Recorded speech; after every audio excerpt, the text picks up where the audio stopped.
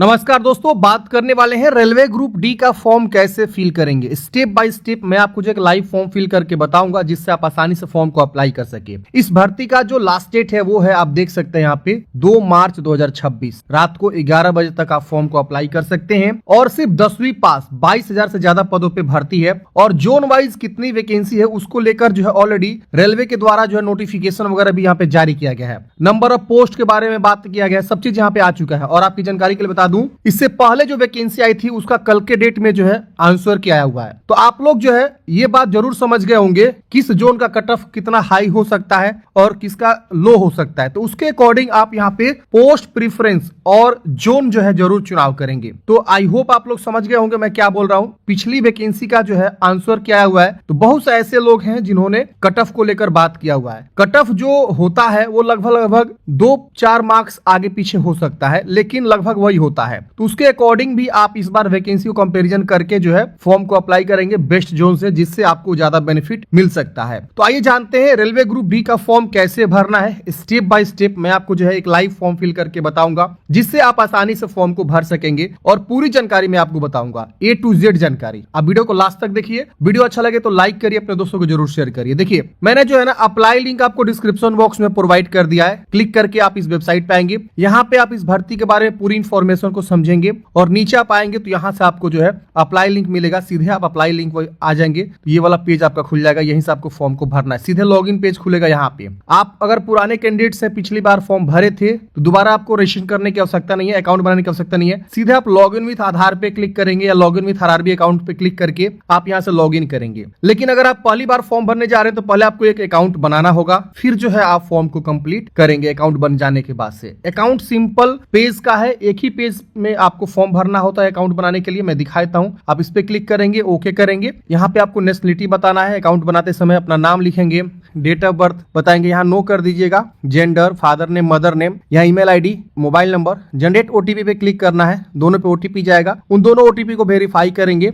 यहाँ पे आपके पास 2 ऑप्शन मिलता है, verification through DigiLocker, verification through Aadhaar card. तो मैं आधार कार्ड दे दूंगा, यहाँ आधार संख्या लिखेंगे, इसको टिक करेंगे और उसके बाद से जनरेट आधार ओटीपी पे क्लिक करेंगे। आपके आधार से जो मोबाइल नंबर लिंक है उस पर ओटीपी जाएगा, उसको यहाँ पे लिख के वेरीफाई कर लेंगे। फिर यहाँ पे एक पासवर्ड बना लेंगे, जैसा चाहे वैसा आप पासवर्ड बना सकते हैं। इसमें फिर कंफर्म करेंगे, इसको टिक करेंगे आई एम नॉट रोबोट और उसके बाद से preview and create an account पे क्लिक करेंगे तो आपका प्रीव्यू आएगा और सबमिट करेंगे तो आपका अकाउंट यहाँ पे बन जाता है। जैसे अकाउंट बन जाता है उसके बाद से आप होम पेज पे आ जाते हैं, लॉगिन पे क्लिक करेंगे। लॉगिन विथ आधार का ऑप्शन है तो यहाँ पे मोबाइल नंबर लिखेंगे और जनरेट ओटीपी पे क्लिक करेंगे तो आपका आधार से मोबाइल नंबर लिंक है, उस पर ओटीपी जाएगा, इसको टिक करेंगे, आई एम नॉट रोबोट पे क्लिक करेंगे, लॉगिन करेंगे, आपका डैशबोर्ड खुल जाएगा ओटीपी वेरीफाई करते। दूसरा ऑप्शन है लॉगिन विथ आरआरबी क्रेडेंशियल, इस पे क्लिक करेंगे तो मोबाइल नंबर लिखना होगा, पासवर्ड लिखना होगा जो अपने पासवर्ड बनाया फॉर्म रजिस्ट्रेशन करते वक्त, और इस पे टिक करेंगे, लॉगिन करेंगे। आपका एक ओटीपी वेरिफिकेशन होगा या तो मोबाइल पे या तो ईमेल पे, उसके बाद ओटीपी वेरीफाई करके आप लॉगिन हो जाएंगे। तो ये ऑप्शन है आपके लॉगिन करने का और अकाउंट बनाने का। तो चलिए मैं क्या करता हूँ, यहाँ पे एक अकाउंट जो है लॉगिन कर लेता हूँ और फिर मैं आपको जो है फॉर्म भर के बता देता हूँ।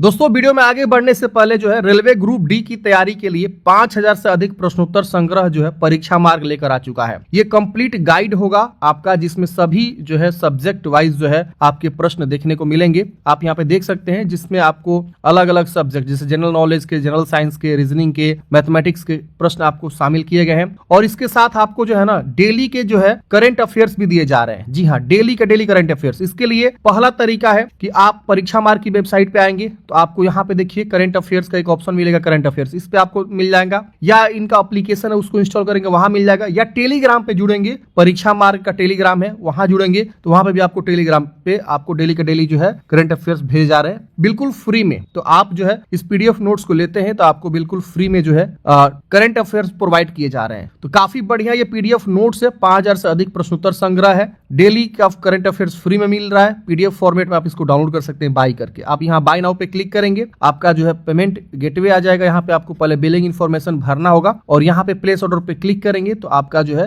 पेमेंट आएगा, पेमेंट जमा करेंगे, उसके बाद से आपका तुरंत ये पीडीएफ डाउनलोड हो जाएगा। मेरा कूपन कोड आप यहाँ यूज कर सकते हैं DS20, इससे आपको 20% का डिस्काउंट भी देखने को मिल जाएगा। ये देखिए मैंने अप्लाई किया और यहाँ देखेंगे तो आपको 20% डिस्काउंट मिल जाएगा। इसके अलावा जो है इनका प्रीवियस ईयर्स के क्वेश्चन पेपर भी आते हैं। 99 सेट का ये प्रैक्टिस सेट है प्रीवियस ईयर्स का, अगर आप इसको भी लेना चाहते हैं तो आप ले सकते हैं, जिसका मैंने लिंक आपको डिस्क्रिप्शन बॉक्स में दे दिया है। ये भी 99 रुपए का पड़ेगा, 101 का पड़ेगा, कूपन कोड भी इसमें अप्लाई करेंगे, डिस्काउंट हो जाएगा 20%। 99 PYQ प्रैक्टिस सेट है, जितने भी रेलवे ग्रुप डी के अभी तक एग्जाम हुए हैं, दोनों का लिंक मैंने डिस्क्रिप्शन बॉक्स में दे दिया है। अब आइए जानते हैं कैसे फॉर्म को भरना है। तो हम यहाँ पे जो है लॉग इन करेंगे। चलिए मैं डैशबोर्ड पर लॉग इन हो जाता हूँ, फिर मैं आपको फॉर्म भर के बताता हूँ। जैसे फ्रेंड्स हम लॉग इन करेंगे, यहाँ पे 2 फैक्टर आएगा, आपको यहाँ पे या तो ईमेल पे OTP भेजना है या तो फोन पे भेजना है। मैं क्या करता हूँ, फोन वाला पे भेज देता हूँ। यहाँ पे मैं फोन वाला पे OTP भेज दिया। अब हम यहाँ पे OTP लिखेंगे, लॉग इन करेंगे। जो इनके पास पहले से अकाउंट बना हुआ है वो इसी प्रकार से लॉग इन करेंगे, उनको जो है दोबारा अकाउंट बनाने की आवश्यकता नहीं है। चलिए हम यहाँ लॉग इन कर लेते हैं। ये देखिए मैंने यहाँ पे OTP लिख के लॉग इन कर लिया है। अब यहाँ पे देखिए इस प्रकार से डैशबोर्ड हमारा खुल गया।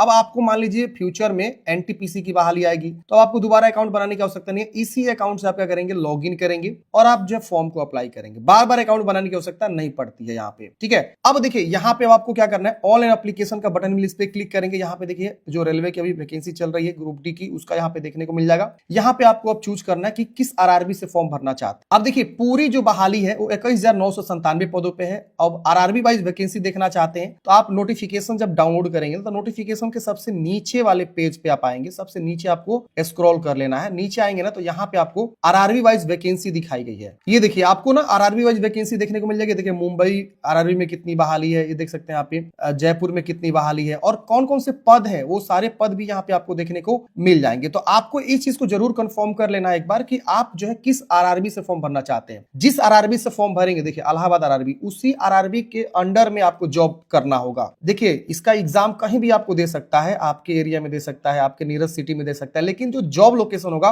वो आपका उसी RRB के अंतर्गत, हुबली में भरेंगे तो हुबली के RRB के अंतर्गत आपको जॉब मिलेगा। जबलपुर RRB है तो इस तरह से RRB है। अब उस RRB में कितनी बहाली, टोटल यहाँ वैकेंसी दिखाया गया, आप यहाँ पे देख सकते हैं। आप एक बार ये डिसाइड कर लीजिए कि किस RRB से फॉर्म भरें। अब इसके ऊपर कई सारे फैक्टर हो सकते हैं कि आपकी कैटेगरी में कितनी वैकेंसी है, इसके अलावा इसका पिछले साल का कट ऑफ क्या गया था, कम गया था, ज्यादा जाता है, इस तरह से आप देख सकते हैं और उसके अकॉर्डिंग आप जिस भी RRB से फॉर्म भरना चाहते हैं उस RRB का आप यहाँ से फॉर्म भर सकते हैं और उसका आप यहाँ पे चुनाव करेंगे फॉर्म भरते समय। तो यहाँ से आप क्या करेंगे, RRB जो है अपना एक कंफर्म कर लेंगे। फिर यहाँ पे आप जो दोनों को टिक करेंगे और नेक्स्ट वाले ऑप्शन पे क्लिक करेंगे। नेक्स्ट करते ही आप देखेंगे तो प्रीवियस डाटा आपका कुछ फैच होगा, आप इसको कट करेंगे। अब यहाँ पे आपको बहुत सारी जानकारी ऑलरेडी फिलअप मिलेगी, जो आपने रजिस्ट्रेशन करते वक्त जानकारी दिया था वहां से जानकारी आपको ऑलरेडी फिलअप मिलेगा। अब आपको कुछ जानकारी भरना है तो यहाँ पे आपको बताना है मैरिड है कि अनमैरिड है, यहाँ रिलीजन बताएंगे, मातृभाषा क्या है आपकी वो बताएंगे, आपका लैंग्वेज क्या रहेगा एग्जामिनेशन का, हिंदी में एग्जाम देना चाहते हैं कि अंग्रेजी में, यहाँ एक विजिबल मार्क्स बताएंगे, 2 आपको बताना है, जैसे तिल का निशान, कटा का निशान, जला का निशान, बॉडी का पहचान पूछ रहा है, जैसे Amol on head, Amol on eyes, ऐसे करके आप बता देंगे, 2 मार्क्स बतानी है। अब यहाँ पे आता है कैटेगरी वाइज, तो कैटेगरी वाइज समझ लीजिए, जैसे मैंने आपको बताया कि सेंट्रल लेवल का कैटेगरी लगेगा कि आपका स्टेट लेवल वाला, समझ लीजिए। देखिए जनरल से आते हैं तो आपको कोई कैटेगरी सर्टिफिकेट देने की आवश्यकता नहीं है और ना ही निवास वगैरह। दूसरा है यहाँ पे आप देखेंगे SC ST, तो पहले मैं SC ST को कवर कर लेता हूं। देखिए SC ST यहाँ पे पूछ रहा है, SC ST में सेम आएगा, यहाँ पे आपको अपना जो कास्ट का जो है नेम लिखना है, यहाँ पे सर्टिफिकेट नंबर बताना है, इश्यूइंग अथॉरिटी कहां से आपने बनवाया हुआ है, जैसे कि जब आपके पास अगर जाति सर्टिफिकेट है आपके हैंड में अगर, तो वहां देखेंगे नीचे में साइन किया हुआ रहता है रेवेन्यू ऑफिसर, तहसीलदार, मजिस्ट्रेट, जहां से भी आपने बनवाया हुआ, कलेक्ट्रेट, सिटी मजिस्ट्रेट, तो वहां पे उसका सिग्नेचर रहता है। तो ज्यादातर होता है रेवेन्यू ऑफिसर, तो आपके जो है ना सर्टिफिकेट पे लिखा रहता है कि कौन बनाया हुआ है, जिससे आप अपने अकॉर्डिंग वहां से चुनाव कर लेंगे। बिहार में ज्यादातर जो है रेवेन्यू ऑफिसर या और भी स्टेट में रेवेन्यू ऑफिसर बनाता है, तो उसका आप चुनाव किस राज्य से बनवाए हैं वो चूज करेंगे। सर्टिफिकेट इशू डेट आपको यहाँ से चूज कर लेना है। तो यहाँ पे देखेंगे ना तो आपका यहाँ पे 2025 का भी चल जा रहा है, 24 का भी चल जा रहा है। तो SC ST वाले केस में ना पुराना वाला भी लगा सकते हैं, जाति कोई दिक्कत नहीं है। तो हम यहाँ पे ये चूज कर लेंगे मान लीजिए। फिर यहाँ पे ट्रेवल पास चाहिए, यस कर दीजिएगा और यहाँ पे उसका जो है नियरेस्ट रेलवे स्टेशन लिख के और अपना जाति सर्टिफिकेट 400 KB से कम PDF में आपको यहाँ पे अपलोड कर देना। इस पे क्लिक करेंगे, यहाँ फाइल चूज करना है और सेव करना है। तो ये हो गया SC ST। अब बात आती है कि क्या SC ST को अपना जो है सेंट्रल लेवल का लगाना, नहीं, अभी आपको सेंट्रल लेवल बनवाने की आवश्यकता नहीं है। सेंट्रल लेवल आपके राज्य स्तर से बनाया हुआ जो जाति होता है ना, उसी के आधार पर सेंट्रल लेवल का बनता है, बस एक मोहर लग जाता है और वो आपके जो है अनुमंडल स्तर से बनता है या आपके ब्लॉक स्तर से भी बन जाता है। तो अभी आपको बनाने की आवश्यकता नहीं सेंट्रल लेवल वाला। जब आपका चयन हो जाता है तो DV के समय, डॉक्यूमेंट्स वेरिफिकेशन समय जो है रेलवे खुद बोलता है कि आप हमको इस फॉर्मेट में दीजिए। वो सारा फॉर्मेट जो है ना रेलवे का जो नोटिफिकेशन है ना उसमें आपको देखने को मिल जाएगा। तो अभी आपको बनवाने की आवश्यकता नहीं है, बाद में आपको रेलवे बोलेगा कि आप जो है इसी आधार पे आप इस फॉर्मेट में हमको बनवा कर लेकर आइए। तो आप अपने ब्लॉक में जाएंगे, आपका जो पुराना जाति है उस पे आप जो है रेलवे के फॉर्मेट देगा, रेलवे नोटिफिकेशन में दिया हुआ है वो सारा फॉर्मेट वो देंगे और आप जो है अपना बनवाएंगे, ऐसे होता है, समझ गई। अब बात आती है, ये तो हमने SC ST की बात किया, ओबीसी की बात करते हैं। ओबीसी वाले केस में एक ऑप्शन आता है नॉन क्रीमी लेयर और क्रीमी लेयर। तो ओबीसी वाले केस में क्या है कि अगर कोई मान लीजिए नॉन क्रीमी लेयर से आता है तो उनको यहाँ पे जो है ना एनसीएल बनवाना होता है, एनसीएल उसको बोलते हैं नॉन क्रीमी लेयर, ठीक है। और इनकी फैमिली इनकम 8 लाख से कम होता है तो ही वो एनसीएल का लाभ लेते हैं। अगर इनकी फैमिली इनकम 8 लाख से कम नहीं है तो वो एनसीएल का लाभ नहीं लेंगे। तो यहाँ पूछ रहा है कि नॉन क्रीमी लेयर या क्रीमी लेयर, तो आपको यहाँ पे बताना है ओबीसी नॉन क्रीमी लेयर। अब यहाँ अंडरस्टूड एग्री कर लेना है और यहाँ पे आपसे जो है वही नॉन क्रीमी लेयर का आपका कास्ट क्या है वो बताना है। कास्ट जैसे कि कुशवाहा, कोयरी, धोबी, जो भी है, बढ़ई, लोहार। अब यहाँ पे उसका सर्टिफिकेट नंबर, एनसीएल तो बनवाना होगा आपको और यहाँ पे इशूइंग अथॉरिटी आपको बताना होगा कि कहां से आपने मतलब बनवाया। और उसके बाद से यहाँ पे इशू स्टेट पूछा गया है और सर्टिफिकेट इशू डेट में यहाँ पे आप देखेंगे तो आपका जो है ना, ये देख सकते हैं यहाँ पे 1 अप्रैल 2025 के बाद अभी तक अगर अपना इधर भी बना हुआ है आपका, जो कि देख सकते हैं 31 जनवरी तक या और भी डेट आगे तक आप लोग भरेंगे फॉर्म, तो उतना तक बनवाया हुआ है तो चल जाएगा। मतलब क्या कि आपका जो ये एनसीएल होना चाहिए वो 1 अप्रैल 2025 के बाद का होना चाहिए, उसके पहले का बनवाया हुआ है वो काम नहीं करेगा। तो आप यहाँ पे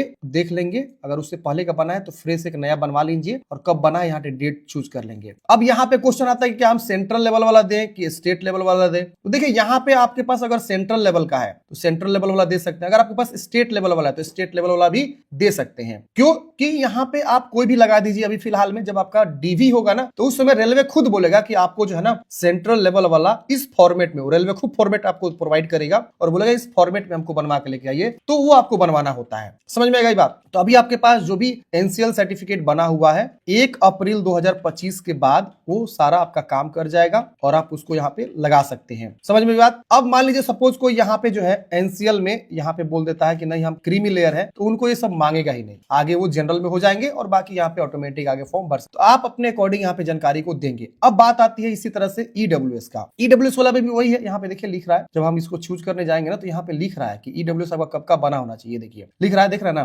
फाइनेंशियल ईयर 25-26 और इशू आफ्टर 1 अप्रैल 2026, मतलब 1 अप्रैल 2025 के बाद का इशू होना चाहिए। वही वाला ईडब्ल्यूएस आपको यहाँ पे लगानी है। तो इस तरह से आप अगर ईडब्ल्यूएस से आते हैं तो अपना जो है ईडब्ल्यूएस के बारे में यहाँ से अपना जो है क्या करेंगे, देंगे, जो कि 1 अप्रैल 2025 के बाद का होना चाहिए। देख रहे ना, इससे पहले आप डेट चूज ही नहीं कर सकते हैं, ये ब्लॉक आ जा रहा है। देख रहे ना, 1 अप्रैल 2025 के पहले आप नहीं डेट चूज कर सकते। तो आप इस तरह से अपना जो है कम्युनिटी डिटेल्स को क्या करेंगे, चूज करेंगे। जो भी आपका है, मैंने सारा कैटेगरी के बारे में अच्छे से बता दिया है। ओबीसी और ईडब्ल्यूएस वाले में बस यहाँ पे ओबीसी को एनसीएल देना है, जो कि एनसीएल आप जहां से भी बनवाए हो। ईडब्ल्यूएस को आपका ईडब्ल्यूएस देना है जहां से भी बनवाए हो। और एससी एसटी को जाति लगाना है। जाति आपका पुराना होगा चलेगा, लेकिन ओबीसी, एनसीएल और ईडब्ल्यूएस आपका 1 अप्रैल 2025 के बाद का होना चाहिए। अब यहाँ पे आपको अपना एड्रेस भर लेना है, फिर यहाँ पे आपको सेव करके नेक्स्ट कर देना है। जैसे फ्रेंड्स आप नेक्स्ट करेंगे, अगले स्टेप में आपसे पूछेगा एक्स सर्विसमैन है तो यस करेंगे वरना नो करेंगे, विकलांग है तो यस करेंगे वरना नो करेंगे। यहाँ पे पूछेगा कि आप लिखने में काबिल नहीं है तो आप यस नो में बता देंगे। जो विकलांग पर्सन होते हैं उनको अगर लिखने में दिक्कत होती है तो अपना बताते हैं। यहाँ पे आपको बताना है अगर आप ईबीसी हैं तो ईबीसी में आपको सिर्फ ट्रेवल पास का बेनिफिट मिलेगा। ईबीसी होता है इकोनॉमिकली बैकवर्ड क्लास, जिनकी फैमिली इनकम 50,000 से भी कम है या बीपीएल कार्ड होल्डर है, तो वो अपना जो है दे सकते हैं यहाँ पे यस करके और अपना डॉक्यूमेंट्स में इसमें से कुछ चूज करके और इशूइंग अथॉरिटी वगैरह बता सकते हैं और उसका सर्टिफिकेट नंबर देंगे तो उसमें आपको ना ट्रेवल पास एक जो है मिल जाता है। बस इतना आपको बेनिफिट मिल जाता है अगर आप ये देते हैं, तो बाकी उसे कोई खास बेनिफिट नहीं है। इसके अलावा रेलवे इंप्लॉय है तो यस करेंगे और अपना सारा HRMS नंबर ये सब आपको देना होगा और सब कैटेगरी वगैरह, प्लेस ऑफ वर्किंग जोन वगैरह बताना होगा। नहीं है रेलवे कर्मचारी तो आप यहाँ नो कर देंगे। यहाँ पे आप कहीं प्रेजेंटली कहीं काम कर रहे हैं जैसे सेंट्रल गवर्नमेंट, स्टेट या पीएसयू में तो बताएंगे, वरना नॉट अप्लीकेबल कर लेंगे। यहाँ पे आपके पास कोई अप्रेंटिसशिप का रेलवे में जो है मतलब एनसीवीटी के द्वारा, तो आप यहाँ पे यस करेंगे। अप्रेंटिसशिप आपने किया हुआ है तो किस ट्रेड से किया हुआ है, ट्रेनिंग कब से कब तक किया हुआ है, ये आपका रिजल्ट डिक्लेरेशन क्या है, तो ये सब आपको बताना होगा अगर अप्रेंटिसशिप किए हैं तो। नहीं तो आप इसको नो करेंगे। यहाँ पे आपको अपना अकाउंट डिटेल्स देना है जिसमें आपका फीस जो है रिफंड होगा, तो आप अपना अकाउंट होल्डर नेम यहाँ लिख देंगे, फिर बैंक अकाउंट रिफंड फी, बैंक अकाउंट नंबर, फिर यहाँ पे दोबारा कंफर्म करना बैंक अकाउंट को एफएससी कोड लिख के कंफर्म करेंगे तो आपका ब्रांच नेम, ऑटोमेटिक एड्रेस वगैरह आ जाएगा। इसमें आपका फ्री रिफंड होता है। जैसे मान लीजिए अगर आप जनरल से, ओबीसी से फॉर्म भर रहे हैं तो आपका जो है ना इसमें पूरा का पूरा जो है 100 रुपया काट के 400 रुपया रिफंड हो जाते हैं। अगर आप जो है SC ST से फॉर्म भरे तो 250 रुपया का आपका फी लगता है, तो 250 पूरा आपका रिफंड हो जाएगा इसी अकाउंट में आपका, जो आप अकाउंट यहाँ पे देंगे। तो इसीलिए रेलवे अकाउंट नंबर लेता है ताकि आपका फी रिफंड कर दे। फिर यहाँ पे सेव करके नेक्स्ट करेंगे। सेव नेक्स्ट करते हैं फ्रेंड्स। अब यहाँ पे आपको अगले स्टेप में अपना जो है मैट्रिक की जानकारी को ऐड करना है। तो वैकेंसी मैट्रिक के आधार पे यहाँ पे आपको क्वालिफिकेशन ऑटोमेटिक मैट्रिक चूज रहता है। यहाँ पे आपको अपना राज्य चूज करेंगे, यहाँ पे जिला चूज करेंगे, किस जिला से आपने मैट्रिक पढ़ाई किया। तो यहाँ पे देखिए आ नहीं रहा सिलेक्ट करने का ऑप्शन, तो थोड़ा सा वेट कर लेते हैं। तो यहाँ पे आपको जो है अपना मैट्रिक की जानकारी भर देना है। मैंने यहाँ पे भर दिया। डिस्ट्रिक्ट बताएंगे किस जिला से आपने पास आउट किया, बोर्ड कौन सा था, पासिंग ईयर क्या था, कैलेंडर से आप चूज करेंगे, रोल नंबर क्या है, यहाँ पे आपका सर्टिफिकेट सीरियल नंबर क्या है वो आपको बता देना है। फिर यहाँ पे ऐड कर देना है, फिर उसके बाद से नेक्स्ट करना है। जैसे ही ऐड करेंगे मैट्रिक की जानकारी यहाँ पे आपका ऐड हो जाएगा। उसके बाद यहाँ पे अगर आपको कुछ लग रहा है गलत तो आप डिलीट कर सकते हैं, एडिट कर सकते हैं। जैसे फ्रेंड्स आप यहाँ पे ऐड करेंगे आपका यहाँ पे डिटेल्स ऐड हो जाएगा। अगर आप इसके अलावा कोई क्वालिफिकेशन किए हैं, जैसे कि आपने NSC किया हुआ है, नेशनल अप्रेंटिसशिप या ITI, तो आप यहाँ पे बताएंगे, या 12वीं किए हैं तो वो भी आप यहाँ पे ऐड कर सकते हैं। पहले आपको यहाँ पे चूज करना होगा इस तरह से और उसकी जानकारी यहाँ से आपको भरना होगा, फिर उसको भी ऐड करना होगा। नहीं किए तो आप इसको सिलेक्ट नहीं करेंगे, छोड़ देंगे और फिर यहाँ पे नेक्स्ट कर देंगे। क्वालिफिकेशन ऐड करते हैं फ्रेंड्स। अब यहाँ पे आपको जो है इस तरह से आ जाएगा। अब आपको यहाँ पे नीचे आना है, यहाँ पे आपको ना कैप्चर करना है लाइव इमेज। तो आप क्या करेंगे ना, कैप्चर लाइव इमेज पे क्लिक करेंगे। यहाँ पे आप देखेंगे तो यहाँ पे आपको बोल रहा है कि 3 बार अलाउ होगा 5 मिनट के अंदर। तो आपको जो है यहाँ पे लाइट कलर बैकग्राउंड का जो है यूज करना है फोटो खींचने के लिए, और यहाँ पे कैप्चर लाइव इमेज पे आपको क्लिक करना है। पूछ रहा है कि आर यू ट्यून, आप जुड़वा है तो यस करेंगे वरना नो करेंगे। जुड़वा पूछ रहा है, जुड़वा भाई बहन होते हैं ना, उस तरह से पूछ रहा है। अब यहाँ पे इस पर क्लिक करेंगे। अब यहाँ पे आपका जो है ना ये कैमरा आ जाएगा थोड़ी देर में, और आपको यहाँ पे देखिए आ गया। अब बोल रहा है कि आपको इस सर्कल के इनसाइड में अपना जो है चेहरे को रखना है और परफेक्ट जैसे लिखेगा ऑटोमेटिक खींच देगा। ये खींच दिया, देख रहे ना। लेकिन अब ये देखिए प्रोसेसिंग ले रहा है। जैसे कि यहाँ पे पीछे में देखिए लाइट आ गया है, यहाँ बोर्ड दिख रहा है, यहाँ देख रहे हैं ना। इस तरह का नहीं करना आपको। एक सादा बैकग्राउंड कोई सा भी आप लगा देंगे। अगर आप गांव से हैं तो कोई भी एक सादे दीवार के पास चले जाइए, व्हाइट दीवार के पास सट जाइए, या कोई जो है कपड़ा लगा दीजिए पीछे में, गमछा हो गया व्हाइट कलर में प्योर, और उसके बाद उसके सामने आप जो है फोटो खींचेंगे, बेहतर रहेगा। तो इस तरह से आपको लाइव फोटो खींचना। अगर आप चाहते हैं मोबाइल से खींचना तो यहाँ मोबाइल का भी ऑप्शन है, आप मोबाइल से फोटो को खींच सकते हैं। इसके बाद यहाँ पे आपको सिग्नेचर अपलोड करना है, जो कि 49 KB से 30 KB के बीच होना चाहिए, यहाँ पे लिखा हुआ है। और यहाँ पे आप देख सकते हैं पिक्सल भी दिया हुआ है 60 बाई 140 पिक्सल का। तो आप यहाँ पे क्या करेंगे ना, अपना फाइल को ब्राउज करेंगे और अपलोड करेंगे। और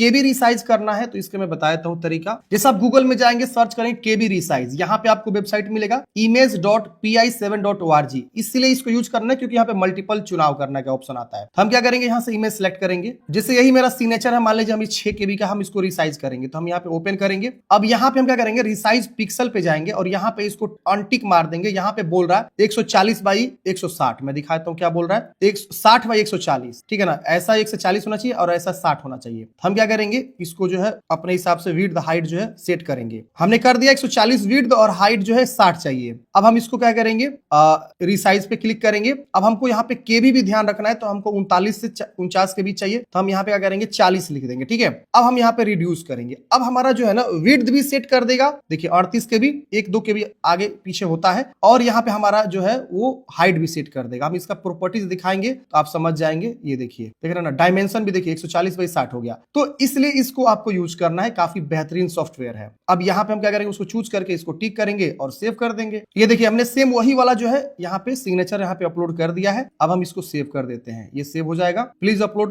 एप्लीकेंट फोटोग्राफ, मतलब यहाँ पे फोटोग्राफ हमको दोबारा से अपलोड करना होगा क्योंकि साफ सुथरा फोटो हमारा नहीं ले पाया है, ठीक है, एरर आ गया। तो हम बढ़िया से फोटो अपलोड करेंगे साफ सुथरा। अब यहाँ पे इसको नेक्स्ट करेंगे। जैसे फ्रेंड्स फोटो सिग्नेचर सेव करेंगे, आपका फोटो सिग्नेचर सेव हो जाता है। अब यहाँ पे आप देख सकते हैं, आपको जो है ना जिस जोन से आपने फॉर्म अप्लाई किया था उसमें जितनी बहालियां है वो सारी बहालियां का पोस्ट शो हो जाएगा। अब यहाँ पे जैसे कि आप देख सकते हैं इस तरह से लास्ट स्टेप प्रीफरेंस है, तो आपको पोस्ट का प्रीफरेंस देना है कि आप पहले किसके लिए रखना चाहते हैं। जैसे कि हमने पहला यहाँ पे पोस्टमैन चूज किया, फिर हमने असिस्टेंट चूज किया। तो ग्रुप डी में बहुत सारी वैकेंसीज होती है। अब आप लोग बढ़िया कैटेगरी सबसे ऊपर रखिएगा, फिर उसके अकॉर्डिंग जो है ऐसे करके आपको सिलेक्ट कर लेना है प्लस प्लस करके, और उसके बाद से आपका सारा यहाँ पे जो है पोस्ट आ जाएगा। अब यहाँ पे डिक्लेयर करेंगे। इसके बाद यहाँ पे आपको डिक्लेयर करना है, यहाँ पे प्लेस लिखना है, कहाँ से फॉर्म भर रहे हैं, तो आपका जो भी प्लेस है आप यहाँ पे लिख देंगे। उसके बाद आप नीचे में सेव कर देंगे। डाटा सेव हो गया, पोस्ट प्रीफरेंस आपका सेव होगा। आपका प्रीव्यू एप्लीकेशन पे क्लिक करना। अब अब यहाँ पे आपको प्रीव्यू चेक करना है कि आपने जो भी जानकारी दिया सब चीज सही है कि नहीं है।